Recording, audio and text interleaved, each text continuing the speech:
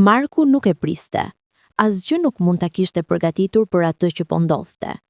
Ishte një mëngjes i zakonshëm marsi në aeroportin ndërkombëtar të Prishtinës.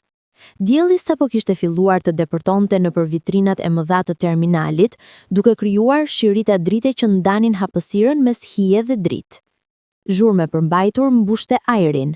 Trokitja e çantave me rrota mbi plakat e shkëlqyera të dyshemes, thirrjet e punonjësve të kompanive ajrore, të qeshura të udhëtarëve që gjenin njëri tjetrin pas muajsh ndarjeje. Marku rrinte në një nga karriget e pritjes, një kafe nxehtë në dorë, duke vështruar me vëmendje orën digjitali që shkëlqente mbi panelin e nisjes. Fluturimi i tij për në Gjermani do të nisej në 2 orë, 2 orë para se të kthehej në atë jetë që kishte ndërtuar me kaq përpjekje, jetën e një inxhinieri të suksesshëm, të një burri që kishte gjetur qetësi në rutinën e tij të organizuar, larg kujtimeve që donte t'i harronte. Por fati kishte plane të tjera. Papritur, ndërsa po merrte një gëllnjak kafe, ndjeu 2 duar që e përqafuan me forcë nga pas. Kafja gati ra nga dora, zemra i kërceu. Reagimi i parë ishte të kthehej me shqetësim, ndoshta dikush kishte gabuar person, ndoshta ishte një keq kuptim i thjesht. Por ajo që dëgjoi më pas, e ngriu atë në vend. Babi, më në fund të gjeta. Zëri ishte një vajze të re, plot emocion, i mbytur nga lot që nuk po përpiqej t'i fsheh. Marku u kthyre ngadalë, duke u përpjekur të mbante ekuilibrin mes hutimit dhe frikës. Përpara tij, rrinte një vajzë rreth 25 vjeçare, me flokë të gjatë kafe që i binin mbi shpatulla, sy të mëdhenj gështenj plot lot dhe një buzëqeshje që dridhej mes gëzimit dhe dhimbjes. Ajo ishte e panjohur, plotësisht e panjohur. Më fal, po mendoj se ke gabuar person, tha Marku me zë të butë, duke u përpjekur të mos dukej i ashpër. Zemra i rrahte fort. Kishte diçka në sytë e asaj vajze që e shqetësonte, diçka njohëse që nuk mund ta vendoste, por vajza tundi kokën me forcë duke i kapur pëllëmbët e duarve. Jo, nuk kam gabuar. Ti je Marku, Marku Kelmendi, i lindur më 10 tetor 1985 në Pej. Ti je babai im. Fjalët e saj goditën Markun si një vale ftohtë. Ndjeu se dyshemeja po lëvizte nën këmbët e tij. Njerëzit rreth tyre filluan të ktheheshin kurioz, duke bërë situatën edhe më të vështirë. Torhoqi vajzën nga krahu me butësi por vendosmëri dhe udhëzoi drejt një qosheje më të qetë të terminalit, larg vështrimeve indiskrete. Dëgjo, e kuptoj që ndoshta je hutuar, por besoj vërtet se ke gabuar person, tha Marku me zë të butë duke u përpjekur të mbante qetësinë. Zemra i rrahte fort. Kishte diçka në sytë asaj vajze që e shqetësonte, diçka njohëse që nuk mund ta vendoste. Për vajza tundi kokën me forcë, duke i kapur pëllëmbët e duarve. Jo, nuk kam gabuar. Ti je Marku, Marku Kelmendi, i lindur më 10 tetor 1985 në Pej. Ti je babai im. Vajza nxori nga çanta një zarf të verdhur nga vitet, të përdorur në skajet. Duart i dridheshin ndërsa e zgjati atij. Marku e mori me ngurrim, duke hapur me kujdes. Brenda kishte disa fotografi të vjetra dhe një letër të palosur, e shkruar me shkrim dore të druajtur. Fotografia e parë që pa, e bëri të mpikste frymën. Në të shihe ai vet, 20 vjet më i ri, duke mbajtur në krah një vajzë të vogël, jo më shumë se 1 vjeçe. Vajza e vogël i buzëqeshte me të gjithë zemrën, duart e saj të vogla të kapur pas qafës së tij. Marku duke i lumtur në atë fotografi, i relaksuar, me një shkëlqim në sy që e kishte haruar se kishte pasur ndonjëherë. Por ai nuk e kujtonte atë moment, as pak. Kjo nuk jam unë, po thoshte, edhe pse zëri i tij kishte filluar të dridhej. Nuk mund të jem unë. Vajza po qante heshtur azi tani, lot që i rridhnin ngadalë. Mamaja më tha gjithçka para se të vdiste. Më tha se ti e dije për mua, por që diçka ndodhi, diçka që të detyroi të largoheshe. Ajo nuk më dha kur detaje, vetëm më tha se ti nuk ishe zgjedhje. Marku ndjeu se këmbët po i dridheshin. Gishtat e tij rodhen mbi fotografinë, duke kërkuar çdo detaj që mund ta bindnin se kjo ishte e vërtetë apo një gabim i tmerrshëm. Por sa më shumë shikonte, aq më shumë diçka e thellë brenda tij fillonte të lëvizte. Një kujtim i përmbytur, një ndjenjë e humbur prej kohësh. Si quaj mamaja jote? Pyeti me zë të përmbajtur. Vajza e fshiu lotët me mëngën e xhaketës. Luana Berisha. Emri e goditi si bubullim. Luana. Natyrisht. Si mund ta kishte harruar? Marku ul në karrigen më të afërt, duke mbajtur kokën me duart e tij të vogla. Kujtimet filluan të vërshonin, të dhimbshme dhe kaotike, sikur dikush po hapte një portë që kishte qenë e mbyllur me dhjetra brav. Luana, vajza me bisqeshjen që i ndriçonte çdo ditë, zërin që e qetësonte në çdo stuhi. Dashuria e parë, e vetmja dashuri e vërtet që kishte njohur ndonjëherë. Dhe fëmia. Po, kishte qenë një fëmijë, një vajzë e vogël, por kishte pasur diçka tjetër, diçka që e detyroi atë të largohej, diçka që e shkatroi atë jetë. Unë duhet të ulem, tha Marku me zë të përmbajtur. Duhet të flasim, por jo këtu. Vajza ul ngjitur me të, duke i mbajtur dorën me të dyja duart e saj të vogla. E di që je i hutuar, e di që kjo është shumë për ty, por të lutem, mos më largo. Kam pritur të gjithë jetën për këtë moment. Kam pritur të gjej. Kam pritur të kuptoj pse na le. Marku e shikoi atë dhe për herë të parë, që prej vitesh, ndjeu diçka që kishte menduar se kishte humbur përgjithmonë. Një lidhje. Një thirrje të vjetër të gjakut që nuk mund të mohohej. Më trego emrin tënd, tha me zë të butë. Emma. Emri im është Emma. Ata ulën në një kafe pranë terminalit, larg zhurmës dhe lëvizjes. Marku kishte anuluar fluturimin e tij pa menduar dy herë. Diçka më e fortë se arsyeja po e mbante atje. Një nevojë primitive për të kuptuar, për të zbuluar, për të ballafaquar atë që kishte ikur prej tij për 2 dekada. Emma kishte vënë përpara tij zarfin me letra dhe fotografi. Në tavolinë kafeja e tyre po ftohej, e paprekur. Asnjëri nuk kishte urreks për asgjë post të vërtetës. Fillon nga fillimi, tha Marku duke e shikuar me kujdes. Kush të tha të vije këtu? Si më gjete? Emma mori frymthell, duke u përpjekur të mbante qetësinë. Ishte e qartë se kjo histori ishte e rëndë për të, një barë që e kishte mbajtur për shumë kohë. Mamaja vdiq 6 muaj më parë. Filloi ajo, zëri i saj i përmbajtur por i qëndrueshëm. Kancer në mushkëri. Në ditët e fundit, kur e dinte se nuk do të mbjetonte, më thiri pranë shtratit dhe më tha të vërtetën për ty. Marku ndjeu një dhimbje të thellë në gjoks. Luana kishte vdekur. E dashura e tij, gruaja që kishte lënë pas me aq dhimbë, nuk ishte më në këtë botë. Ajo më tha se ti e dije për mua, vazhdoi Emma. Se kur isha e vogël ti isha atje. Më mbane në krah. Më këndoje këngë, më luaje me lodra. Ishim një familje, edhe pse jo e martuar zyrtarisht. Por pastaj ndodhi diçka. Çfarë? Pyeti Marku edhe pse frika e tij që mund të dëgjonte po e mbëthente. Emma nxori nga zarfi një letër të palosur me kujdes. E zgjati drejt tij. Kjo është letra që mamaja më la. Ajo e shkroi vetë, me dorë, pak para se të vdiste. Tha se ti meriton ta lexosh së pari. Duart e Markut dridheshin ndërsa merrte letrën. Letra ishte e shkruar në një letër të hollë, me shkrim të butë, por të qartë.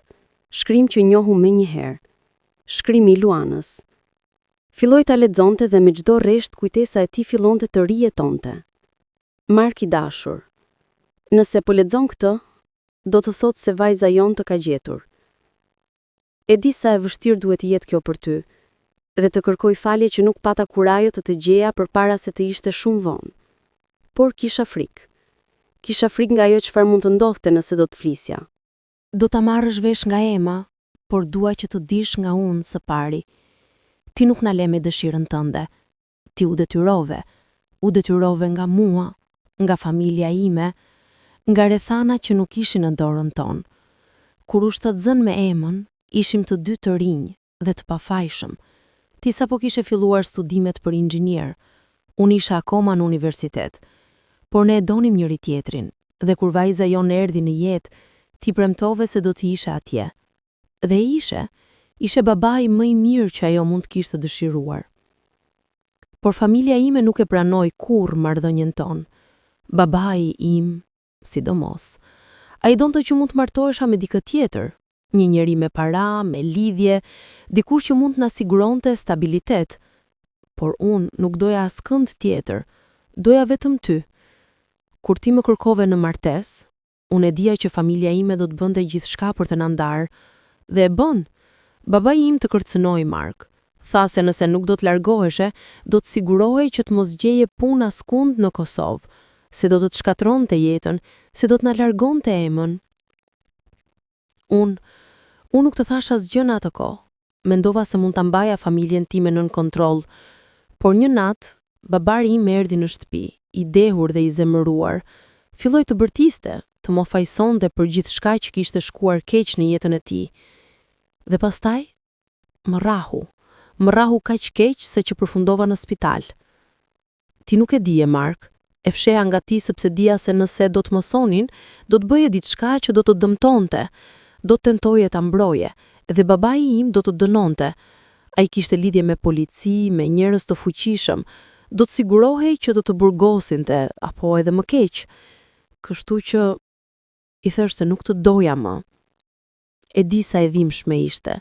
E di sa e vështirë ishte për ty kur të thash se duhej të largoheshe, se nuk doja që Ema të rritej me një baba si ty.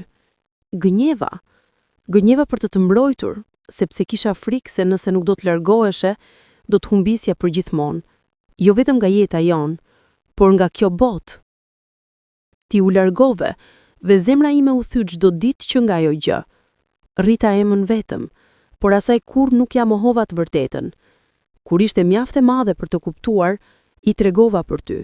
I tregova se ti ishe një njeri i mirë, se e kishe dashur dhe se largimi yt nuk ishte qenë faji yt. Sot, ndërsa po vdes, i vetmi pendim që kam është se nuk kisha guxim të gjeja dhe të kërkoja falje. Të kërkoja falje për dhimbjen që të shkaktova, për gënjeshtrat që tham, për vitet që na vodhën, por tani vajza jonë të ka gjetur. Dhe shpresoj me gjithë zemër se do t'japësh atë dashuri që unë nuk pata guxim të kërkoja për vete. Me dashuri të përjetshme, Luana. Marku e mbylli letrën me duar që dridheshin aq shumë sa që gati nuk mund të mbante letër. Lot i vërshuan syt, Lot që nuk kishte derdhur prej vitesh. Ishte sikur një pjesë e tij, e ngrirë në kohë, po shkrihej përfundimisht. Ajo vuajti kaq shumë, tha me zë të thyer. Dhe unë nuk e di asgjë. Ema po qante heshtur përballë tij. Ajo nuk dëshironte që ti të vuaje më shumë.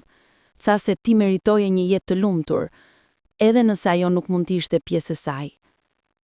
Marku e pa atë, vajzën që nuk e kishte njohur kurrë, por që tani ndjente sikur kishte qenë pjesë e tij gjithmonë. Zgjati dorën dhe ja mbajti asaj, duke e shtrënguar fort. Më fal, tha me zë që mezi dëgjohej. Më fal që nuk isha atje, që nuk e luftova më fort, që të lash. Ema tundi kokën, duke ja shtrënguar dorën mbrapsht. Ti nuk kishe zgjedhje, mamaja ma tha, ti nuk duhet të kërkosh falje për diçka që nuk ishte në dorën tënde. Por Marku e dinte se kjo nuk ishte e vërtet. Kishte zgjedhje, gjithmonë kishte zgjedhje, dhe ai kishte zgjedhur të largohej, të besoj fjalët e Luanës, të mos luftonte për familjen e tij. Tani, 23 vjet më vonë, vajza e tij rrinte përpara tij, një e huaj dhe një pjesë e tij në të njëjtën kohë. Ditët që pasuan ishin një vurmë emocionesh për të dyja. Marku anuloi të gjitha planet e tij dhe vendosi të qëndronte në Kosovë për sa kohë do të duhej për të rivendosur lidhjen me Emën. Ata takoheshin çdo ditë, në kafe, në parqe, në shtëpinë e vjetër ku Ema kishte jetuar me Luanën. Shtëpia e Luanës ishte e vogël, e përfshirë nga hije drurësh që kishin rrënjë të thella në tokë. Kishte një obor me lule, që Luana dukej se i kishte kujdesur me dashuri, edhe pse tani kishin filluar të fishken. Marku eci në përdhoma që i njohte nga një jetë tjetër. duke prekur mure që mbanin kujtime që kishte menduar se kishte harruar. Ktu është dhoma ku më luaje kur isha foshnjë, tha Ema duke u udhëzuar në një dhomë të vogël me tapete me lule. Mamaja ruajti gjithçka, shiko. Ajo hapi një dollap dhe nxori një kuti kartonash. Brenda kishte lodra të vjetra, një kukull me flok të shqyer, makina lodra të vjetra prej metali, disa libra fëmijësh me faqe të verdha. Të kujtohet ndonjëra nga këto? Pyeti Ema me shpresë. Marku mori në dorë një makinë të vogël të kuqe që i kishte njolla ngjyre që kishin zbehur me kohë. Diçka brenda tij u shkënd, një kujtim i turbullt, i një dite në park, duke e shtyr atë makinë në rënd ndërsa Ema qeshte me gaz. Ajo kishte qenë aq e vogël, aq e lumtur. E kujtoj, tha me zë të përmbajtur. E kujtoj këtë makinë. Ta bleva në një treg në Prishtinë. Isha aq e lumtur sa që nuk e lëshon nga dora gjithë natën. Ema buzëqeshi në përlot. Mamaja më tha të njëjtën histori. Tha se sapo ma ve, u nisa të vrapoj nëpër shtëpi duke bërë zhurmën e motorit. Ata qeshën bashk. Një çast i lehtë mes peshës së dhimbjes që mbanin. Por Marku e dinte se kishte më shumë që duhej të zbulohej. Historia nuk ishte e plotë ende. Ema, mamaja jote përmendi baban e saj në atë letër, tha Marku pas një heshtjeje. Ku është ai tani? Fytyra e Emës u errësua. Ai vdiq 5 vjet pas largimit tënd. Aksident makine. Por para se të vdiste, mamaja më tha se ai kurrë nuk ishte penduar për atë çfarë kishte bërë. Ai besonte se kishte vepruar drejt, duke na mbrojtur nga dikush që sipas tij nuk ishte i mjaftueshëm i mirë. Zemërimi u ndez në kraharorin e Markut, por e mbajti nën kontroll. Nuk kishte kuptim të urrente dikë që nuk ishte më në jetë, por pyetja që po e torturonte ishte tjetër. Pse mamaja jote nuk më kërkoi kurrë pas vdekjes së tij? Pse nuk më shkroi, nuk më telefonoi? Ema u lën syt. Ajo pati frikë, Mark. Pati frikë se ti e kishe bërë jetën tënde, se ndoshta ishe martuar, kishe fëmijë të tjerë. Nuk donte të hynte si një hije nga e kaluara dhe të rënonte gjithçka. Marku tundi kokën. Por unë nuk u martova kurrë, nuk krijova kurrë një familje, sepse asnjë nuk mund të zëvendësonte atë që kisha humbur. Ema e shikoi me sy plot dhimbje. Ajo e dinte Mark. Ajo të ndjekur, jo fizikisht, por ajo pyete njerëz që të njihnin. Mësoi se ishe bërë inxhinier i suksesshëm në Gjermani, si jetoje vetëm, por nuk guxoi të vinte. Ajo mendoi se ndoshta ti ishe më mirë pa ne. Ajo gaboi, tha Marku me zë të fortë. Ajo gaboi kaq shumë. Heshtja mbushi dhomën, e rëndë dhe e pakëndshme. Të dyja e dinin se e kaluara nuk mund të ndryshohej, por pesha e saj ishte ende atje, duke i shtrydhur. Javët që pasuan, Marku dhe Ema filluan të njihnin njëri tjetrin. Ema i tregoi për jetën e saj, si kishte rritur Luana vetëm, luftuar për çdo ditë, punuar 3 punë në të njëjtën kohë për ta mbajtur atë në shkollë. Si Ema kishte studiuar për infermiere, ndjekur gjurmët e një nëne që kishte dashur të ndihmonte të tjerët. Mamaja kurrë nuk e humbi shpresën, tha Ema ndërsa esnin nëpër qytet. Edhe në ditët më të vështira, ajo thoshte se çdo gjë do të ishte mirë, nëse vetëm do të mund të më shihte të lumtur. Marku ndjeu një peshë në zemër. Ajo ishte një grua e fortë, më e fortë se unë ndonjëherë. Jo, tha Ema duke e shikuar direkt. Ju të dyja ishit të fortë. Ju të dyja duhet të jetoni në një botë që nuk e lejoi dashurinë tuaj të mbijetonte. Por kjo nuk do të thotë se ajo dashuri nuk ishte e vërtetë. Fjalet e saj e prekën thellë. Marku filloi të kuptonte se Ema nuk ishte thjesht fëmia që ai kishte lënë pas. Ajo ishte grua e pjekur, me mendje dhe zemër, që kishte trashëguar më të mirën nga të dyja prindrit e saj. Një ditë, Ema e çoi Marku në varrin e Luanës. Ishte një vend i qetë, larg qytetit, në një kodër me pamje drejt maleve. Varri ishte i thjeshtë, me një gur të vogël mermeri dhe lule të freskëta që Ema e kishte sjellë. Marku ul pranë varrit, duke vendosur dorën mbi gurin e ftohtë. Fjalët nuk i vinin. Çfarë mund të thoshte pas 23 vitesh? Si mund të shpjegonte dhimbjen, pendimin, dashurinë që nuk kishte vdekur kurrë? Më fal, tha përfundimisht, zëri i tij i thyer. Më fal që nuk pata guximin të jem më i fortë. Më fal që besova fjalët që më the, në vend që të luftoja për ty. Më fal që të lash të vuaje vetëm.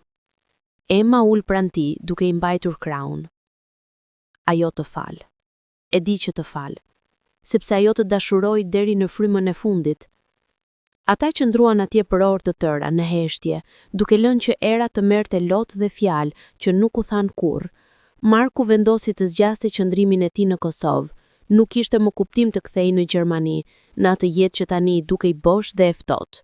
Këtu, pranë Emës, kishte gjetur një qëllim të ri. Ata filluan të kalonin më shumë kohë bashk. Marku e ndihmoi Emën të rinovonte shtëpinë e Luanës, duke riparuar çatin që kishte rrjedhje, duke pikturuar muret që kishin zbehur, duke mbjell lule të reja në oborr. Ishte një mënyrë për të nderuar kujtimin e Luanës, por edhe për të ndërtuar diçka të re. Një lidhje mes babës dhe vajzës që duhet të kishin qenë bashk gjithmonë. Ti e ke talentën për këtë, tha Emma një ditë ndërsa shikonte Markun duke riparuar një dritare të vjetër. Mamaja më tha se ti gjithmonë ishe i mirë me duart. Ishte një nga arsyet pse zgjova të studioje inxhinieri, tha Marku duke buzëqeshur. Më pëlqente ideja e ndërtimit të diçkaje që do të qëndronte, që do të kishte kuptim. Edhe unë dua të ndërtoj diçka që do të qëndroj, tha Emma me zë të butë. Dua të ndërtoj një familje. Dua që fëmijët e mi të kenë atë që unë nuk pata, një baba që është atje. Marku e kuptoi atë që ajo nuk po e thoshte me fjalë. Ajo donte që ai të ishte pjesë e jetës së saj, jo thjesht një kujtim i vjetër që dilte ndonjëherë në sipërfaqe. Unë dua të jem atje për ty, tha Marku duke shikuar në sy. E di që kam humbur 23 vjet, por nëse më lejon, dua të jem pjesë e jetës tënde tani. Dua të jem babai që gjithmonë duhet të kisha qenë. Lotët e Emës ran heshtje. Ajo e përqafoi me forcë, duke e mbajtur sikur kishte frikë se do të zhdukej nëse do ta lëshonte. Të kam nevojë, tha me zë të përmbajtur. Kam pasur nevojë për ty gjithë jetën time. Marku i mori një vendim që ndryshoi gjithçka. Vendosi të linte Gjermaninë për gjithmonë dhe të kthehej në Kosovë. Ofroi dorëheqje në kompaninë ku kishte punuar për vite, shiti apartamentin e tij në Berlin dhe u kthye për të filluar një jetë të re. Nuk ishte e lehtë. Kishte momente kur dyshonte në vendimin e tij, kur frika e së panjohurës e bënte të pyeste veten nëse po bënte gjën e duhur. Por çdo herë që shihte Emën, çdo herë që dëgjonte zërin e saj, dinte se kjo ishte aty ku duhet të ishte. Ai hapi një studio të vogël inxhinierike në Prishtinë, duke ofruar shërbime projektimi për ndërtesa dhe infrastrukturë. Puna erdhi ngadalë në fillim, por me kohë emri i tij u bë i njohur për cilësi dhe për kushtim. Emma vazhdoi punën e saj si infermiere në spitalin rajonal. Ishte e dashur nga të gjithë, pacientët, kolegët, madje edhe mjekët që e respektonin për këshillat e saj të menduara. Marku shkonte shpesh ta vizitonte gjatë pauzave, duke i sjell kafe dhe ëmbëlsira të vogla. Ti po bëhesh baba më i mbiprekshëm, i tha Emma një ditë duke qeshur, ndërsa Marku i solli një pako me ëmbëlsira që i kishte bërë vetë. Kam 23 vjet për të kompensuar, u përgjigj Markui me një buzëqeshje. Më lejo të jem mbiprekshëm. Por pas humorit, kishte një të vërtet të thellë. Markui po përpiqej me çdo mënyrë të shprehte dashurinë që nuk kishte mundur ta jepte për aq vite. Çdo gest i vogël, çdo fjalë e ëmbël, çdo moment i kaluar bashkë kishte një mënyrë për të thënë: jam këtu. Përfundimisht jam këtu. Por e kaluara nuk ishte e gatshme të linte Markuun të lirë aq lehtë. Një ditë, ndërsa po punonte në zyrë, erdhi një vizitor i papritur. Ishte një grua më e moshuar, me flokë të thinjur dhe sy që mbanin një peshë të thellë trishtimi.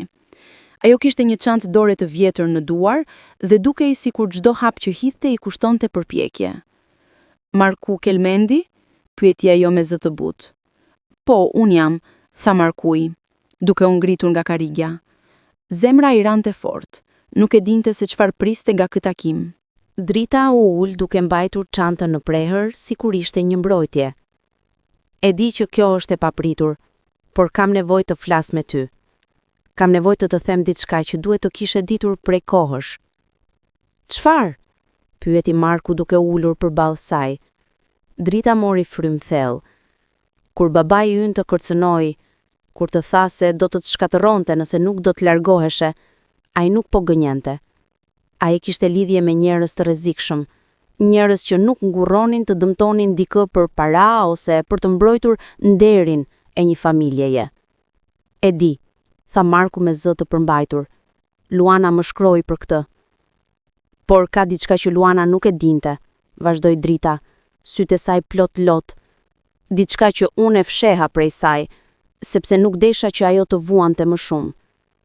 Marku ndjeu një të ftohtë që po i rrëshqiste nëpër shpinë. Çfarë? Drita e shikoi në sy dhe ajo që tha më pas e goditi si grusht. Babai im nuk vdiq në aksident makine. Ai u vra. U vra nga dikush që donte të hakmerrej për të gjitha të këqijat që kishte bërë.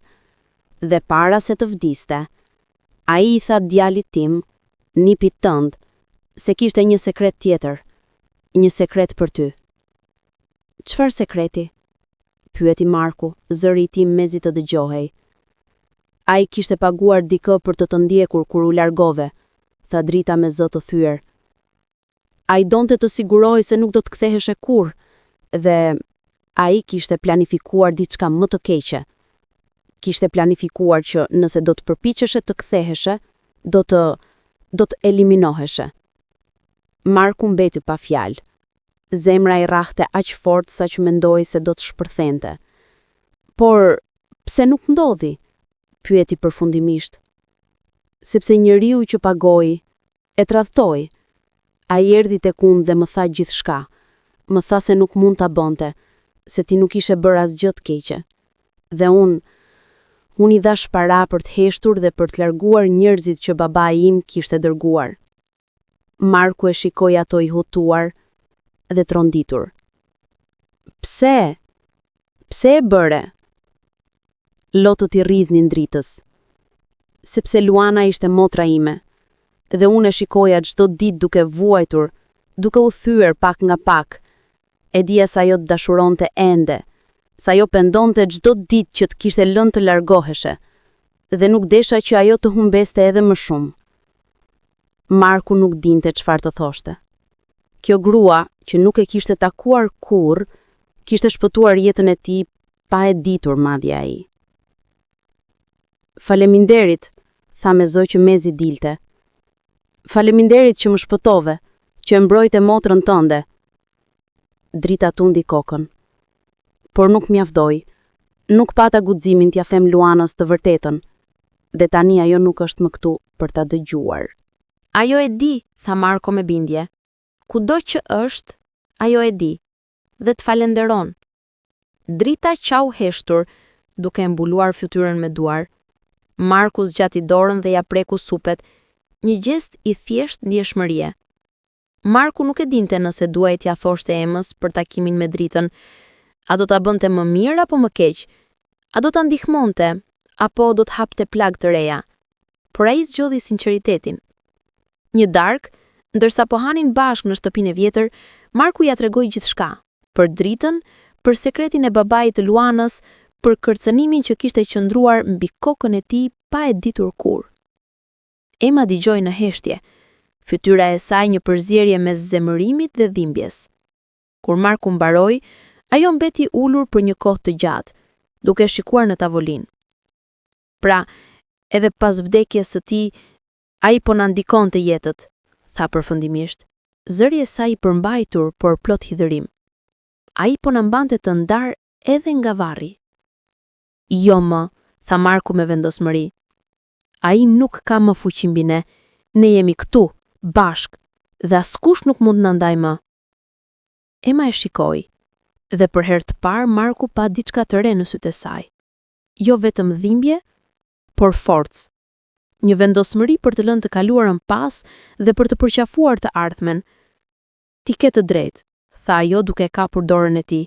Ne jemi këtu dhe do të ndërtojmë diçka që askush nuk mund ta shkatërrojë më. Muajt kaluan dhe lidhja mes Markut dhe Emës u bë gjithnjë e më e fortë. Ata filluan të krijonin tradita, darkë të përbashkëta çdo të diell, shëtitje nëpër male çdo fundjavë, vizita në varrin e Luanës çdo muaj. Një ditë, Ema erdhi tek Marku me një propozim të pazakontë. "Dua të bëjmë një ceremoni", tha ajo. "Jo një martesë, por diçka simbolike, diçka që të tregoj botës se ne jemi familje tani, zyrtarisht." Marku e shikoi me kuriozitet. "Çfarë lloj ceremonie?" "Një ceremoni ku ti më jep emrin tënd, ku unë zyrtarisht bëhem Ema Kelmendi, ku ne tregojmë botës se jemi baba dhe bi, jo vetëm në gjak, por në zemër." Marku ndjeu lot që i vinin. Kjo ishte diçka që nuk e kishte imagjinuar kurrë, por që tani dukej kaq e drejtë, kaq e nevojshme. "Do të më nderonte", tha me zë të përmbajtur. "Do të më nderonte më shumë se çdo gjë në jetën time." Ceremonia u mbajt një ditë pranvere në oborin e shtëpisë së Luanës. Ishin vetëm disa njerëz, Drita, disa miq të ngushtë e Emës, kolegët e Markut, por ishte e plot me dashuri dhe kuptim. Ema veshi një fustan të bardhë të thjeshtë, flokët i lidhur me një kuror lulesh që kishte mbjell vet Luana vite më parë. Marku veshi një kostum të errët, zemrën e tij duke rrahur me gëzim dhe emocion. Drita lexoi një përsëritje të shkurtër që kishte shkruar vet, duke folur për dashurinë që mbjeton çdo pengesë, për lidhjet që nuk thyeshin kurrë plotësisht dhe për mrekullitë që ndodhin kur njerëzit zgjedhin të falenderojnë dhe të vazhdojnë përpara. "Marku, ti nuk ishe atje për 23 vjet", tha Drita, duke i shikuar të dy. "Por je këtu tani. Dhe kjo është ajo çfarë ka rëndësi. Ema, ti u rrite pa babain tënd, por tani e ke atë.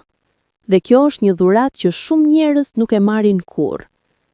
Marku dhe Ema u përqafuan, duke qartë të dy, duke qeshur të dy, duke ndjer peshën e viteve të humbura dhe gëzimin e momentit të tanishëm.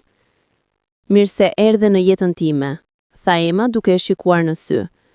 "Faleminderit që më gjete", iu përgjigj Marku. "Faleminderit që nuk u dorëzove." Disa muaj pas ceremonisë, Ema erdhi tek Marku me një lajm që e bëri zemrën e tij të kërcente. "Marku, unë jam shtatzën." Marku mbeti pa fjalë, e shikoi me sy të mdenj, duke u përpjekur të përpunonte fjalët. Ti je shtatzën?" përsëriti, sikur nuk mund ta besonte. Ema ul pranë tij, duke kapur duart e tij. "Po, 3 muaj. Dhe unë dhe Drimi, i fejuari im, po planifikoj martesën për pranverën e ardhshme."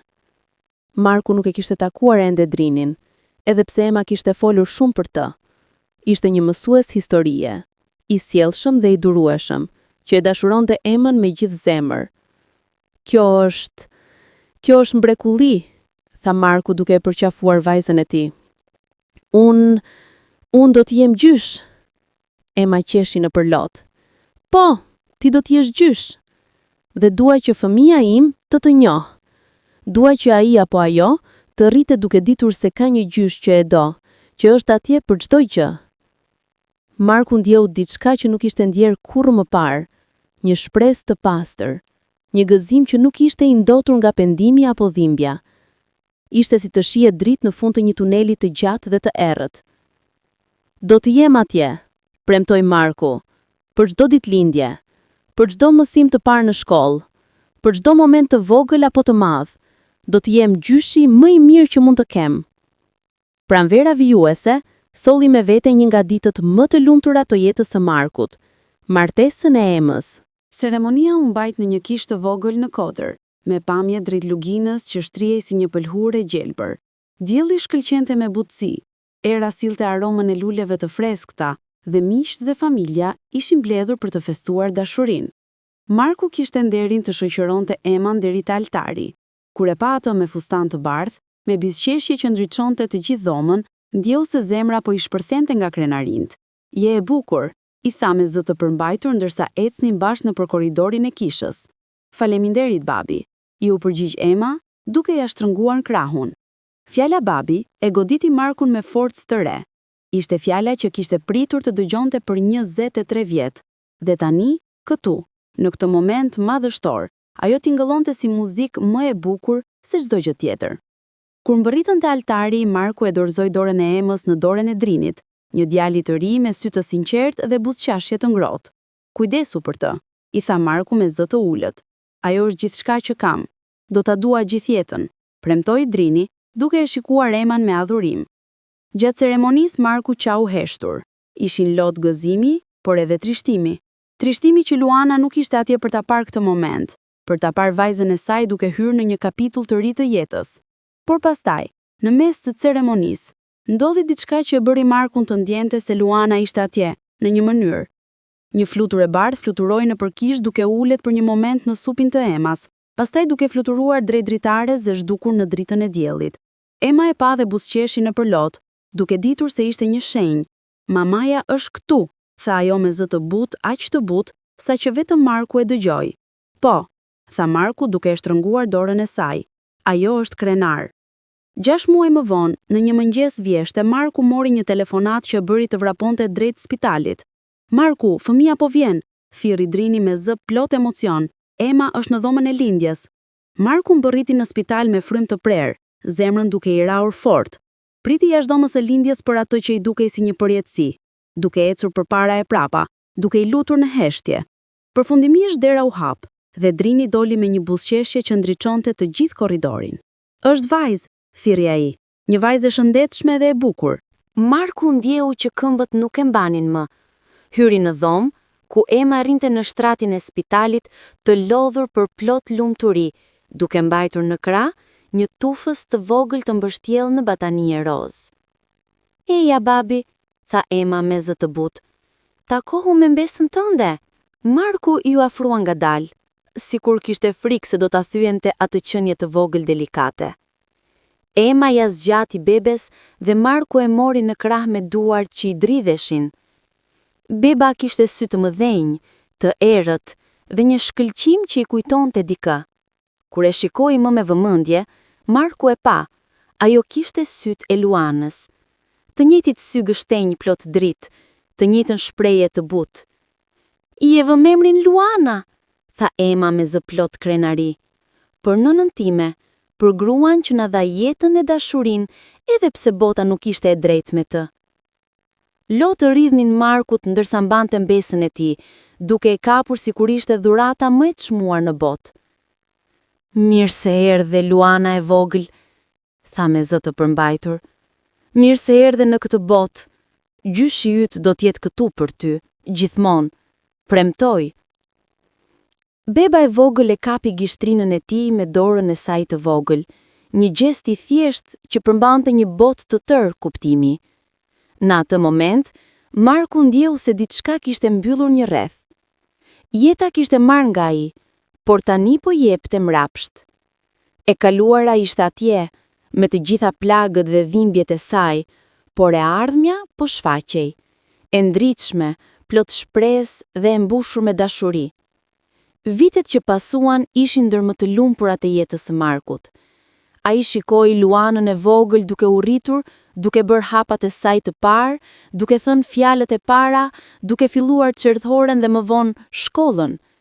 Ai ishte aty për çdo moment, për çdo ditëlindje, ku bënte ëmbëlsira dhe zbukurime me duart e tij, për çdo mësim të parë në shkollë, ku e shoqëronte duke mbajtur dorën e saj të vogël, për çdo vallëtje të shkollës, ku uli në radhën e parë dhe duartrokiste më fort se kushdo tjetër.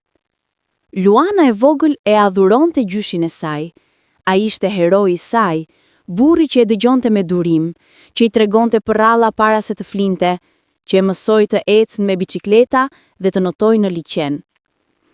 "Gjysh, a është e vërtet që ti dhe gjyshja ime nuk jepnit për njëri tjetrin?" pyeti ajo një ditë kur është e bërë 8 vjeçe. Marku dhe Ema u shqetësuan. Nuk e dinin se sa dohet i thoshin një fëmijë të vogël për një histori kaq komplekse. Por Marku vendosi të ishte i sinqert. "Po, është e vërtet", tha ai duke ulur në gjunjë pranë saj. "Ne u deshëm shumë, por ndonjëherë jeta na ndan nga njerëzit që duam. Ndonjëherë duhet kalojnë vite para se t'i gjejmë përsëri." "Por ju u gjetët?" pyeti Luana e vogël me sy plot shpresë. "Jo drejt për drejt", tha Marku. "Por mamaja jote më gjeti, dhe kjo ishte mrekullia më e madhe që mund të ndodhte." Luana e vogël e përqafoi me forcë. "Jam e lumtur që je këtu gjysh, nuk dua të mendoj se si do të ishte jeta pa ty." Marku e mbajti afër, duke ndjer një peshë që po largohej nga zemra e tij. Kjo ishte ajo çfarë kishte humbur, jo vetëm vitet me Emën, por edhe shansi për të qenë pjesë e një familjeje, për të ndjer dashurinë e pakushtëzuar të një fëmije. Por tani e kishte, dhe nuk do ta linte të shkonte kurrë më. Kur Luana e vogël mbushi 10 vjet, Marku vendosi të shkruante një letër për të, një letër që ajo do ta lexonte kur të ishte më e madhe, kur të ishte gati të kuptonte plotësisht historinë e familjes së saj. Ai shkroi gjatë në natë, fjalë duke rrjedhur si lumi që nuk mund të ndalej. Luana ime e dashur, nëse po lexon këtë, do të thotë se je bërë tashmë një grua e re, dhe unë shpresoj se kam pasur fatin të jem atje për të parë të gjitha momente që të sollën deri këtu. Dua të them një histori, historinë e gjyshe sate, të mamit tënde dhe të mua. Është një histori që nuk është gjithmonë e lumtur, por që ka një mësim të rëndësishëm. Jeta nuk është gjithmonë e drejtë. Ndonjëherë na ndajnë nga njerëzit që duam, ndonjëherë bëjmë gabime, ndonjëherë për shkak të frikës apo të kërcënimit, zgjedhim rrugë që më vonë pendohemi. Por kjo nuk do të thotë se dashuria vdes. Dashuria mbijeton. Ajo pret, ndonjëherë për vite, derisa gjejnë mënyrë të kthehet. Gjyshja jote, Luana, ishte gruaja më e fortë që kam njohur ndonjëherë. Ajo më deshi edhe kur e detyruan të thoshte gjithçka, ajo më mbrojti edhe kur kjo e dëmtoi vetë, dhe ajo e rriti mamin tënde me dashuri të pafundme duke transmetuar të njëjtat vlera që sot i shoh në ty. Ti je emri i saj, ti je zemra e saj, dhe çdo ditë që të shoh edhe atë, në buzëqeshjen tënde, në mënyrën se si e dëgjon të tjerët, në dashurinë që je pa rezervë. Mos harro kur se vjen nga një linjë grash të forta dhe burra që mësuan të falin. Mos harro se edhe në ditët më të errta, dashuria është ajo që na mban në këmbë. Dhe nëse ndonjëherë ndihesh e humbur, kujto këtë. Ti ke një familje që të do. Jo vetëm ne që jemi këtu, por edhe ata që kanë shkuar, që të shikojnë prej lart dhe janë krenar për ty. Me gjithë dashurinë time, gjyshi yt, Marku. Marku e fshiu letrën në një zarf të vulosur dhe e ruajti në një vend të sigurt, duke premtuar me vete se do t'ja jepte Luanës kur ajo të ishte gati. Një fundjavë pranvere, Marku, Emma, Drini dhe Luana e vogël shkuan në një shëtitje në male. Ishte një ditë e përsosur, qielli kaltër, dielli i ngrohtë, era e lehtë që sillte aromën e luleve të ekra. Ata ecën në përshtigje të ngushtë, duke ngjatur drejt një maje nga ku mund të shihnin të gjithë qytetin. Luana e vogël vraponte përpara, plot energji, duke mbledhur lule dhe duke treguar çdo insekt interesant që gjente. Ajo është kaq plot jetë, tha Drini duke buzëqeshur, sikur asgjë nuk mund ta ndaloj. Ashtu duhet të jetë, tha Marku. Fëmijët duhet të jenë të lirë, të lumtur, pa barën e të kaluarës. Emma e shikoi me një shprehje të butë. Tia dhe atë liri babi, duke qenë këtu, duke na dhënë dashurinë që na mungonte. Ti na lirove nga dhimbja e së kaluarës. Marku nuk dinte çfarë të thoshte. Shpesh ndjehej sikur nuk kishte bërë mjaftueshëm, sikur vitet e humbura nuk mund të kompensoheshin kur plotësisht. Por ndoshta Emma kishte të drejtë. Ndoshta thjesht të ishe atje, të dukshëm dhe i pranishëm, ishte mjaftueshëm. Kur arritën në maj, ata ulën në bar dhe piknikuan bashk. Luana e vogël ul në prehrin e Markut, duke ngrënë një sanduic dhe duke shikuar pamjen. Gjysh, a mendoni se gjyshja ime po na shikon? Pyeti ajo papritur. Marku e shikoi, duke u habitur nga thellësia e pyetjes. Po, tha me bindje. Mendoj se po na shikon, dhe mendoj se është shumë krenar për ty. Edhe për ty, tha Luana e vogël duke buzëqeshur. Sepse mamaja më tha se ti je heroi i saj, dhe nëse je heroi i saj, je edhe heroi im. Marku e përqafoi fort, duke ndjerë se zemra po i mbushej me diçka që nuk kishte fjalë, një falënderim të thellë ndaj jetës, ndaj fatit, ndaj mrekullisë që e kishte sjell këtu. Por jeta nuk është e qëndrueshme për gjithmonë. Një ditë dimri, Marku filloi të ndjej dhimbje në gjoks. E injoroi në fillim duke menduar se ishte vetëm stres apo lodhje. Por kur dhimbja u intensifikua, Emma e detyroi të shkonte në spital. Diagnoza ishte shkatruese. Probleme serioze me zemrën. Mjekët thanë se ai kishte nevojë për një operacion urgjent dhe edhe me operacion, shanset nuk ishin të larta. Sa ko kam? Pyeti Marku me qetësi të çuditshme, ndërsa Ema mbante dorën e tij me të dy duart e saj. Me operacion dhe kujdes, mund të kesh vite të mira përpara, tha mjeku. Por pa operacion, muaj, në më të mirën. Ema po qante heshtur, duke u përpjekur të ishte e fortë, por duke u thyer brenda. Do ta bëjmë operacionin, tha ajo me vendosmëri. Do të gjejmë mjekun më të mirë, spitalin më të mirë, do të bëjmë çdo gjë. Marku e shikoi vajzën e tij dhe ndieu një dashuri kaq të fortë, saqë gati e dhembënin. Kjo vajzë, që e kishte gjetur pas 23 vitesh, që i kishte dhënë kuptim jetës së tij, tani po luftonte për të. Do ta bëj, tha ai, do të luftoj, sepse nuk jam gati të largohem ende. Kam akoma shumë për të parë, shumë për të jetuar me ju. Operacioni u caktua për 2 javë më vonë. Ato 2 javë ishin një përvojë surreale për të gjithë familjen.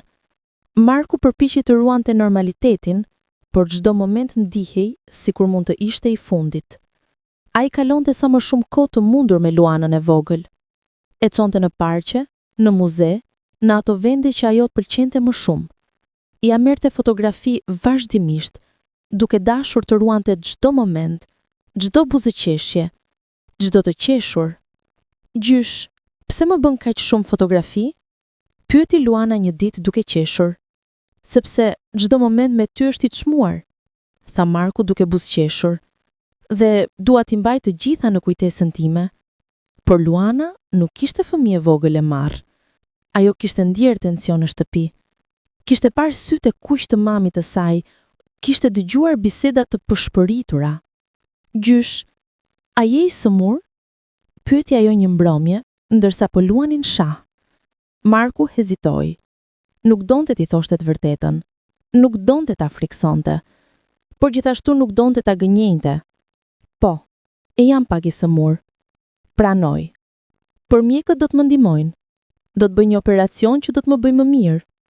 Dhe pas operacionit, do t'jesh mirë? Pyeti Luana me sy plot shpresë. Shpresoj. Shpresoj me gjithë zemër. Luana u ngrit dhe e përqafoi fort. Duhet të jesh mirë gjysh, sepse unë kam nevojë për ty.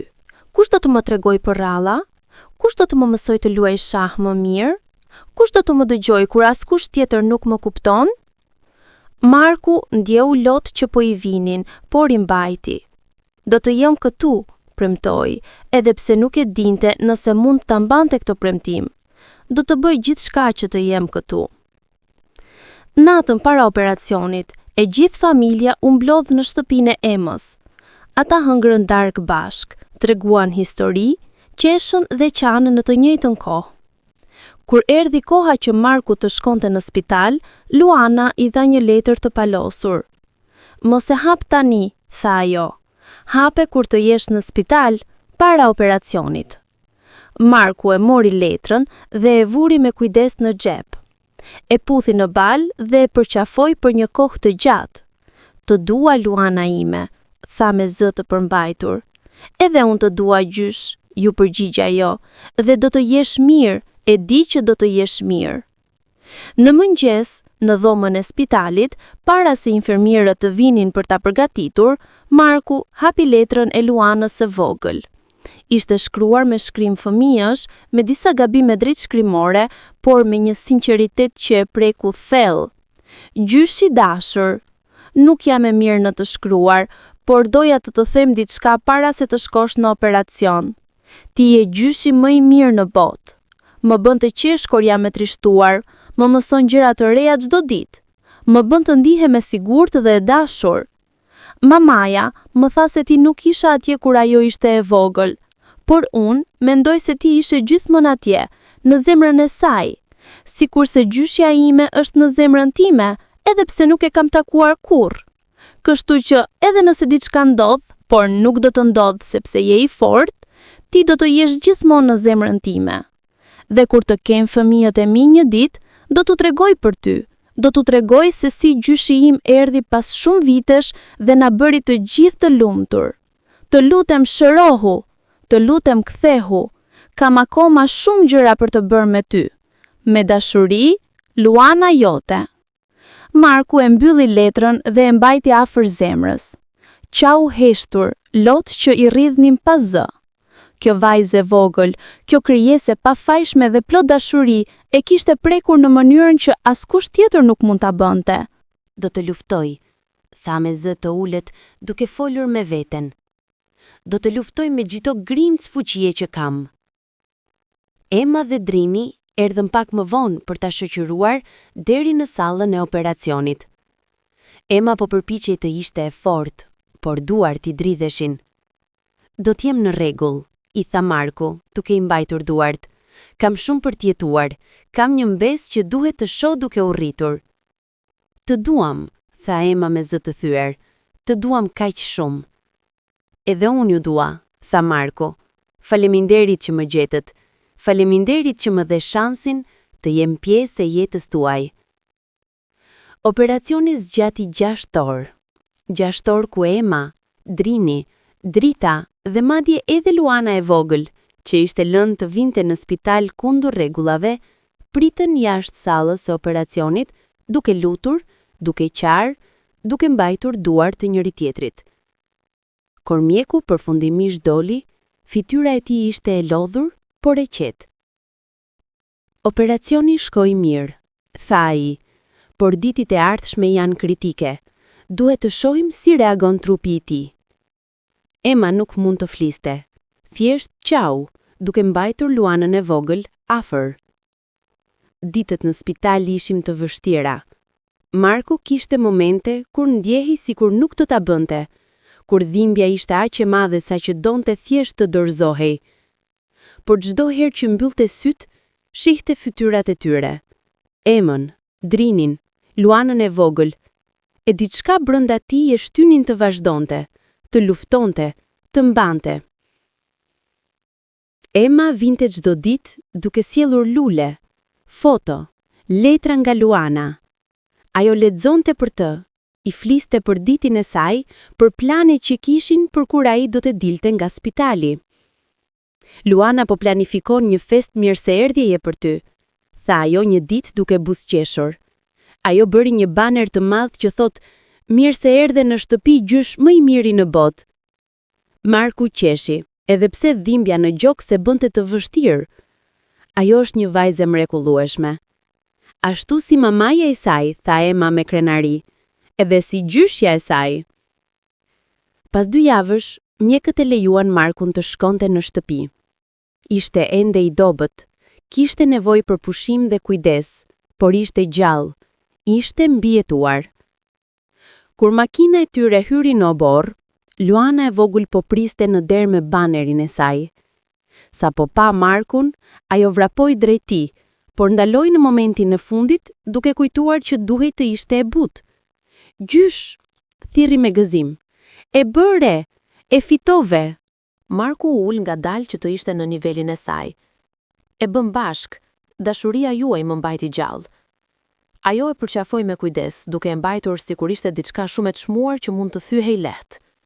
Tani duhet pushosh shumë, tha Luana me seriozitet, dhe unë do të lexoj pralla dhe do të sjell gjithçka që të nevojitet. Do të jem infermierja jote personale. Marku qeshi, një të qeshur të vërtet, të thellë. Do të jesh infermierja më e mirë që kam pasur ndonjëherë. Muajt që pasuan nishin një proces i ngadalshëm rikuperimi. Marku nuk mund të kthehej ende në punë, por filloi të merrte përsipër projekte të vogla nga shtëpia. Emma insistonte që ai të mos e tepëronte, por Marku kishte nevojë të ndihej i dobishëm, të ndihej se kishte akoma qëllim. Një ditë pranvere, ndërsa po ulej në obor duke shikuar Luanën e vogël që po luante, Emma erdhi dhe ul pranë tij. "Çfarë po mendon?" pyeti ajo. Marku buzëqeshi. "Po mendoj se sa fat kam, fat që më gjete. Fat që më dhe shansin të jem pjesë e këtij mrekullie." Emma e mbajti dorën e tij. "Ne jemi ato me fat, babi.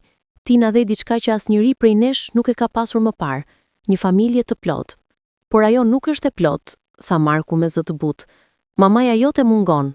Ajo gjithmonë do të mungoj. Po, pranoi Emma, por ajo është këtu, në një mënyrë, në Luanën e vogël, në dashurinë që kemi për njëri tjetrin, në mësimet që na la. Marku e shikoi vajzën e tij dhe ndjeu një paqe që nuk ishte ndjel prej kohësh. Ndoshta jeta nuk ishte për të qenë perfekte. Ndoshta ishte për të mësuar të jetonim me humbjet tona, për të gjetur mënyra për të vazhduar, për të dashur edhe kur zemra është e plagosur. Dua të shkruaj një libër, tha Marku papritur. Emma e shikoi me surprizë. Një libër? Po, historinë tonë. Historinë e mamit tënde, të meje, të tyen. Dua që Luana e vogël ta ketë kur të rritet. Dua që ajo të di nga vjen, të kuptoj dashurinë dhe sakrificën që e solli në këtë botë. Emma buzëqeshi në përlot. Kjo është një ide mrekullueshme. Do të ndihmoj. Do t'jap të gjitha letrat e mamit, të gjitha kujtimet që kam. Kështu filloi një projekt të ri, një libër që do të ishte dashmi e jetës së tyre, e dashurisë që mbijeton gjithçka, e shpresës që nuk ftes kurrë. Marku kalonte ditë të tëra duke shkruar. Ai intervistonte Emën, Dritën, miqtë e vjetër që e kishin njohur Luanën. Ai shfletonte fotografi të vjetra, lexonte letra, rikonstruktonte momente që kishte menduar se I kishte haruar përgjithmonë. Emma I dha akses në ditar që Luana kishte mbajtur. Faqe pas faqeje plot me mendimet e saj, me shpresat dhe frikrat e saj, me dashurinë që kishte për Markun, edhe kur nuk mund të ishte pranë tij. Kur Marku lexoi ditarin, qau për ditë të tëra. Ishte sikur po dëgjonte zërin e Luanës përsëri, po e ndjente praninë e saj, po kuptonte thellësinë e dashurisë së saj. Një hyrje në veçanti e preku. Sot Emma më pyeti për baban e saj. Çfarë mund t'i them? Si mund t'i shpjegoj një fëmijë 5 vjeçare se babai I saj duhet të ishte këtu por nuk është? Jo sepse nuk na do, por sepse jeta nuk na la zgjedhje. I tregova se babai I saj është një hero, se ai na donte kaq shumë, saqë ishte gati të sakrifikojë lumturinë e tij për të na mbrojtur. Se një ditë, kur të jetë e gatshme, do ta njoh. Nuk e di nëse ajo ditë do të vijë ndonjëherë, por shpresoj. Shpresoj me gjithë zemër se Mark dhe Emma do të gjejnë rrugën drejt njëri tjetrit, se dashuria jon nuk do të jetë e humbur përgjithmonë. Marku e mbylli ditarin dhe e mbajti afër zemrës. Ajo nuk humbi shpresën kurrë, tha me zë të përmbajtur.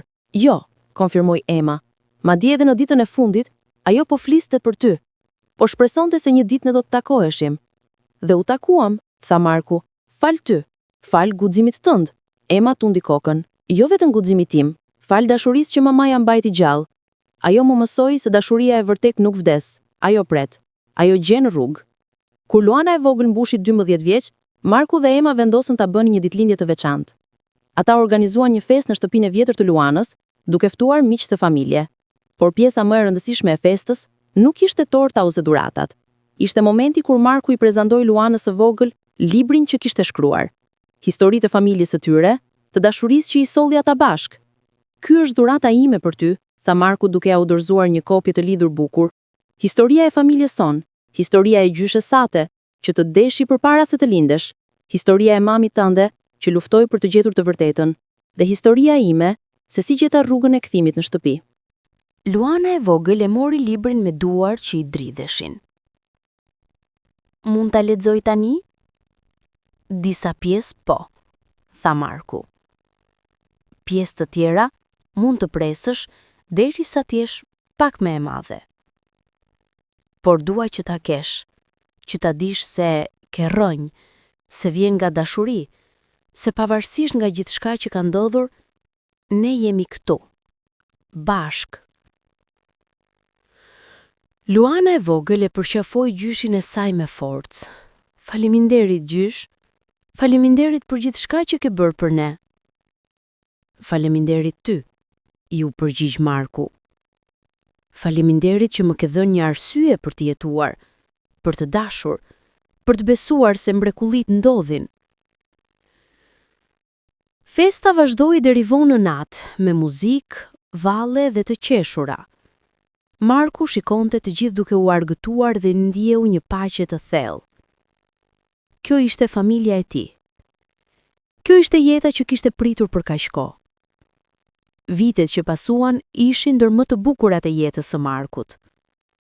Ai shikoi Luanën e vogël duke u bërë adoleshente, duke filluar gjimnazin, duke gjetur pasionet e saj. Ajo kishte trashëguar talentin e Markut për dizajn dhe tërhoqjen për inxhinieri.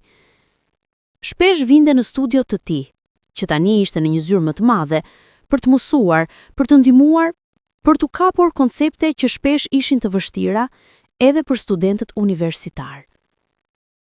Ajo të ka ty brënda, i tha Drini një ditë duke buzëqeshur. Të njëjtin pasion për ndërtim, të njëjtin durim për detaje. Marku ndjeu një krenari që nuk mund ta shprehte me fjalë. Ishte sikur një pjesë e tij po vazhdonte në këtë vajzë, sikur jeta po jepti një mundësi të dytë për të lënë diçka pas. Emma gjithashtu lulëzonte. Ajo ishte promovuar në pozicionin e mbikëqyrëse së infermierëve në spital dhe ishte respektuar nga të gjithë për përkushtimin dhe humanitetin e saj. Mamaja do t'ishte kaq krenare për ty, i tha Marku një ditë. Emma buzëqeshi në përlot. Shpresoj se po baj ato që ajo do të dëshironte. Ti je me fort, ti je me dashur, të kujdesem për të tjerët. Po e bën, i siguroi Marko. Çdo ditë.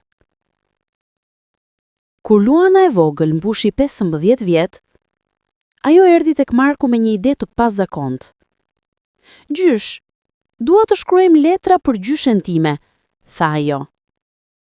Letra ku i tregojmë se si jemi, çfarë po bëjmë, sa e mungojmë. Edhe pastaj të shkojmë te varri i saj dhe t'i lexojmë. Marku u prek nga sinqeriteti dhe thellësia e kësaj vajze të re. Kjo është një ide e bukur. Kështu që ata e bën. Marku shkroi një letër ku i tregonte Luanës për Emën, për Luanën e vogël, për jetën që kishin ndërtuar bashk. Ku kërkoi falje për gjitha vitet e humbura, për dhimbjen që nuk ishte mundur të parandalonte. Emma shkroi një letër falënderimi, ku i tregoi nënës për vajzën që po rritej, për burrin që kishte gjetur, për lumturinë që kishte gjetur, edhe pse rruga kishte qenë e vështirë.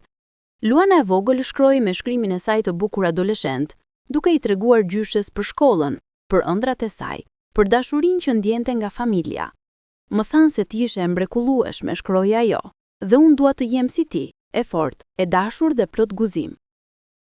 Një ditë të qetë pranvere, ata shkuan bashkë te varri i Luanës. Marku lexoi letrën e tij, zëri i tij duke u thyer në disa momente, por duke vazhduar. Emma e ndjekur, duke qarë heshtur ndërsa fliste për pendimin dhe falënderimin që mdante në zemër. Dhe më në fund, Luana e vogël, me zë të qartë dhe plot jetë, lexoi letrën e saj.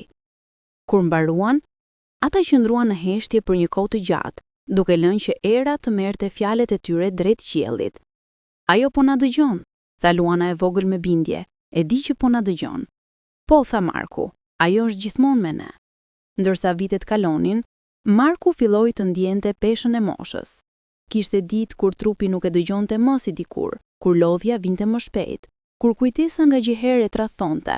Por, mendja e tij ishte ende e mpret dhe kishte aq shumë për të transmetuar, mësime të mësuara, urtësi e fituar në përpërvojë, histori që duhej të tregoheshin. Ai filloi të organizonte mbrëmje ku Luana e vogël dhe miqtë e saj vinin në studio të tij. Atje ai u mësonte bazat e inxhinierisë, u tregonte se si të mendonin në mënyrë kritike, u jepte këshilla për jetën që shkonte përtej çdo profesioni. Gjithmonë bani mend, u tha atyre një mbrëmje, se ndërtimet më të forta nuk bëhen vetëm nga betoni dhe çeliku, bëhen nga dashuria, nga përkushtimi, nga vlerat që vendosni në themel. Kjo vlen për gjithçka që ndërtoni në jetë, një shtëpi, një karrierë, një familje. Të rinjtë dëgjonin me vëmendje, duke marrë shënime, duke bërë pyetje. Por Luana e vogël vetëm uleshe aty dhe thithte çdo fjalë, duke ditur se këto momente ishin të çmuara, se gjyshi i saj po i jepte atë që kishte më të çmuar, kohën dhe dijen e tij. Një mbrëmje, pasi të gjithë të tjerët kishin shkuar, Luana mbeti me Markun. Gjysh, çfarë është mësimi më i rëndësishëm që ke mësuar në jetë? Pyeti ajo. Marku mendoi për një moment që dashuria është më e fortë se çdo pengesë, që falja shëron edhe plagët më të thella, dhe që asnjëherë nuk është shumë vonë për të filluar përsëri. Luana shkroi fjalët në një fletore të vogël që mbante gjithmonë me vete. Do t'i mbaj këto për gjithmonë. Jo vetëm t'i mbash, tha Marku. Jetoj sipas tyre. Transmetoj të fëmijët e tu një ditë. Bëj që dashuria dhe urtësia të vazhdojnë edhe pas meje. Një ditë vjeshte, kur Luana e vogël ishte tashmë një vajzë 18 vjeçare në pragun e universitetit, Marku mori një vendim. Ai ftoi të gjithë familjen për një darkë të veçantë. Kam diçka që dua të ndaj me ju, tha ai, pasi të gjithë ishin ulur rreth tavolinës. Të gjithë e shikuan me vëmendje duke ndjerë se kjo do të ishte diçka e rëndësishme. Kam jetuar më shumë se çdo drejtë që kisha, filloi Marku. Kam pasur fatin të gjej familjen time përsëri, të shoh besën time duke u rritur, të ndërtoj kujtime që do të më mbajnë të ngrohtë për gjithmonë. Babi, po flet sikur po na thua lam të mirë, tha Ema me shqetësim në zë. Jo lam të mirë, e korrigjoi Marku. Po them faleminderit. Faleminderit që më kthyet jetën. Faleminderit që më lejoni të jem pjesë e diçkaje kaq të bukur. Ai nxori nga xhepi një zarfi. Ktu ka letra për secilin prej jush. Letra që dua t'i lexoni kur të vi koha, jo sot, jo nesër, por kur të ndiheni se keni nevojë t'i dëgjoni fjalët e mia. Ema e mori zarfin me duar që i dridheshin. Babi, po më frikson. Mos ki frik, tha Marku me butësi. Kam jetuar një jetë të plotë. Kam gjetur atë që më mungoi për 23 vjet. Jam në paqe. Luana e vogël po qante heshtur, por ne kemi akoma nevojë për ty.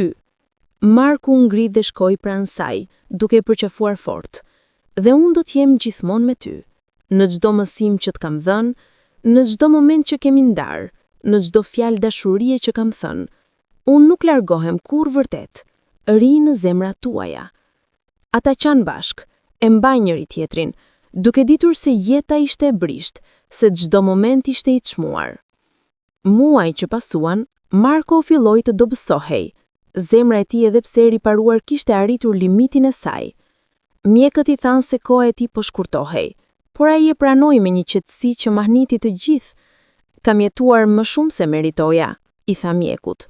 Kam pasur fatin të gjej familjen time përsëri, të shoh besën time duke u rritur, të ndërtoj kujtime që do të më mbajnë të ngrohtë për gjithmonë. Por familja e tij nuk ishte e gatshme. Ema kalonte çdo moment të lirë pranë tij. Luana e vogël anuloi planet e saj për universitet që të qëndronte afër. Jo, i tha Marku me vendosmëri. Ti do të shkosh në universitet, do të jetosh jetën tënde. Kjo është ajo që dua. Kjo është ajo që më bën të lumtur. Por si mund të largohem kur ti ke nevojë për mua? Pyeti Luana duke qarë. Unë nuk kam nevojë që ti jesh këtu fizikisht, i tha Marku. Kam nevojë që ti të jesh e lumtur, e suksesme, që të përjetosh gjithçka që jeta ka për të ofruar. Kjo është trashëgimia ime. Jo që të qëndrosh pranë një shtrati spitali, por që të shkosh dhe të ndërtosh diçka të mrekullueshme. Me loc, por me kuptim, Luana pranoi. Ajo shkoi në universitet, por e telefononte Markun çdo ditë, i dërgonte video, foto, histori nga jeta e saj. Marku jetonte për ato momente. Çdo telefonat ishte një dhuratë, çdo fotografi një thesar. Një ditë dimri, ndërsa Bora po binte but jashtë dritares së spitalit, Marku ndjeu se fundi po afronte. Ai telefonoi Emën dhe Luanën. Ejani, tha thjesht. Është koha. Ata erdhën me njëherë. Ema me Drinin, Luana duke udhëtuar urgjentisht ndër qyteti tjetër, Drita duke u ardhur me sa shpejt si mund. Kur të gjithë ishin mbledhur rreth shtratit të tij, Marku i shikoi me dashuri të thellë. Faleminderit, tha me zë të dobët. Faleminderit që më dhat këto vite. Faleminderit që më lejoni të jem pjesë e familjes më të bukur që mund të kisha imagjinuar. Ema e mbajti dorën e tij duke qarë heshtur. Ne duhet të falenderojmë ty. Ti na dhe kaq shumë. Marku buzëqeshi. Dua që të bëni një premtim. Çdo që, tha Luana duke mbajtur dorën e tij tjetër. Premtoni që do të vazhdoni të jetoni plotësisht, që nuk do të mbeteni të ngrirë në dhimbje, që do të gjeni gëzim, do të dashuroni, do të ndërtoni, që do të transmetoni historinë tonë, por që nuk do të lejoni që të kaluarat ju pengojnë nga e ardhmja. Premtojmë, thanë të gjithë në kor, duke qarë. Marku mbylli syt për një moment, duke marrë frym thellë. Kur i hapi përsëri, ishin plot paqe. E shoh Luanën, tha me zë që mezi dëgjohej. E shoh Luanën. Ajo është këtu. Ajo po më thërret. Ema ngriti kokën me shpresë. Çfarë po thot? Marku buzëqeshi. Një buzëqeshje kaq të pastër sa që duke sikur vitet I kishin rënë. po thot që ka pritur, po thot që është koha të shkojmë në shtëpi. Bashk. Dhe me atë, Marku Kelmendi mbylli sytë për herë të fundit, duke mbajtur duart e familjes së tij, duke ditur se kishte jetuar një jetë që edhe pse plot dhimbje, kishte qenë gjithashtu plot dashuri. Varimi i Markut u mbajt në një ditë pranvere, plot diell dhe lule, ishte vendosur pranë Luanës, ashtu siç kishte kërkuar ai, që të ishin bashk për përjetësi ato dy shpirtra që dashuria kishte ndarë në jetë, por që tani do të ishin të bashkuar për gjithmonë. Të gjithë ata që e kishin njohur erdhën, miq, koleg, student që kishte mentoruar, njerëz që jetët e tyre i kishte prekur pa e ditur mëdje. Luana mbajti eulogjin, zëri i saj duke u thyer, por duke mbetur i fortë. Gjyshim, nuk jetoi një jetë perfekte, filloi ajo. Ai humbi vite të çmuara, ai vuajti, ai pendoi, por kur u dha shansi, ai e kapi me të dy duar. Ai na mësoi se asnjëherë nuk është shumë vonë për të dashur, për të falur, për të filluar përsëri. Ajo ndaloi, duke marrë frym. Ai më tha se dashuria është më e fortë se çdo pengesë. Dhe tani, duke qëndruar këtu, duke e parë sa njerëz erdhën për ta nderuar, e kuptoi se ai kishte të drejtë. Dashuria mbetet, dashuria vazhdon. Dashuria na mban bashk edhe kur ndarohemi. Pas ceremonisë, ndërsa njerëzit përlargoheshin, Ema dhe Luana qëndruan te varri për pak më gjatë. Ai është me të tani, tha Ema, duke vendosur një buqet lule mes dy gurkësave. Më në fund janë bashk. Edhe ne jemi këtu, të gjallë, të dashur, duke mbajtur historinë e tyre gjallë. Ema e përqafoi mbesën e saj, ke bërë që ai të jetë kaq krenar, ke bërë që të dyja të jenë krenar. Jeta vazhdoi, siç bën gjithmonë. Luana diplomua me henderime nga universiteti, duke studiuar inxhinieri, ashtu siç kishte ëndërruar. Ajo hapi studio të saj, duke përdorur të gjitha ato mësime që Marku ja kishte dhënë. Ema vazhdoi të punonte në spital, por gjithashtu filloi të shkruante artikuj për humbjen e shërimin, për familjen dhe faljen. Shkrimet të saj u botuan në revista mjekësore dhe psikologjike, duke prekur zemrat e mira njerëzve që po kalonin situata të ngjashme. Drita jetoi deri në moshë të thellë, duke ndarë me gjithkënd që do ta dëgjonte historinë e motrës së saj dhe të Markut, një histori që provonte se dashuria mbijeton gjithçka. Dhe libri që Marku kishte shkruar u botua më në fund, 5 vjet pas vdekjes së tij. Luana dhe Ema vendosën ta botonin si një mënyrë për të nderuar kujtimin e tij, por edhe për të ndihmuar të tjerët që po luftonin me humbjen, me pendimin, me dashurinë e humbur. Libri u bë një bestseller.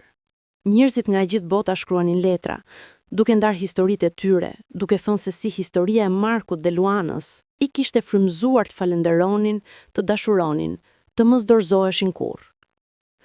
20 vjet pas vdekjes së Markut, Luana, tani një grua në të 40-tat e saj, e martuar dhe me 2 fëmijë, u kthye në ata aeroport ku gjithçka kishte filluar. Ajo rinte në të njëjtën karrige ku Marku kishte qëndruar atë mëngjes marsi, duke pritur fluturimin që nuk e mori kurrë. Fëmijët e saj luanin pranë, por ajo ishte zhytur në kujtime. E kujtonte momentin kur e kishte para të burr të panjohur, por në një farë mënyre të njohur.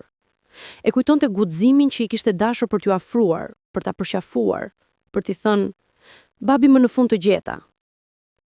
Nëna, çfarë po mendon? Pyeti djali i saj i vogël, një djalë 7 vjeçar me sy të mëdhenj dhe kurioz. Luana buzëqeshi.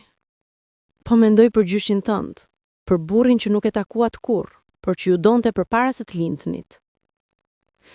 Gjyshi që shkroi librin? Pyeti vajza, 9 vjeça. Po, tha Luana. Gjyshi që më mësoi se dashuria nuk vdes kurrë, se familja është gjëja më e rëndësishme në botë. Ajo nxori nga çanta një kopje të vjetër të librit, të njëjtin libër që Marku ja kishte dhënë për ditëlindjen e 12. Faqet ishin të konsumuara nga leximi i përsëritur, skajet të palosura, disa vende të shënuara me shënime të vogla. Një ditë, kur t'jeni më të mëdhenj, do t'ju tregoj historinë e plot, tha ajo. Do t'ju tregoj se si gjyshi më gjeti këtu, në këtë aeroport, se si dashuria e tij dhe e gjyshes sime mbijeton gjithçka që jeta u hodhi përpara, se si ne jemi këtu sot, për shkak të guximit të tyre, të sakrificës së tyre, të dashurisë së tyre. Fëmijët e shikuan me sy të mëdhenj, duke kuptuar se kjo ishte diçka e rëndësishme, diçka që duhej të mbanin. Dhe ju do t'ua transmetoni fëmijëve tuaj një ditë? Pyeti djali. Po, tha Luana me vendosmëri. Sepse historisë si kja nuk duhet të harrohen. Ato duhet të treguan, të ndahen, të mbajnë gjallë. Ato na kujtojnë se pavarësisht nga sa e vështirë është jeta, dashuria gjithmonë gjen rrugë. Ndërsa po ngriheshin për të shkuar, Luana hodhi një vështrim të fundit tek ajo karrige ku gjithçka kishte filluar. Dhe për një moment ju duk se pa një hije. Një burr me flokë gri, buzëqeshje të butë dhe sy plot dashuri. Por kur e kërkoi të shikonte më mirë, nuk kishte asgjë atje. Vetëm kujtimi. Vetëm dashuria që nuk vdes kurrë. Ajo buzëqeshi në përlot. Faleminderit babi, përshpëriti. Faleminderit që më gjete. Faleminderit për gjithçka. Dhe me atë, ajo e kapi dorën e fëmijëve të saj dhe eci drejt daljes, duke mbajtur me vete trashëgiminë e dashurisë që kishte ndryshuar gjithçka.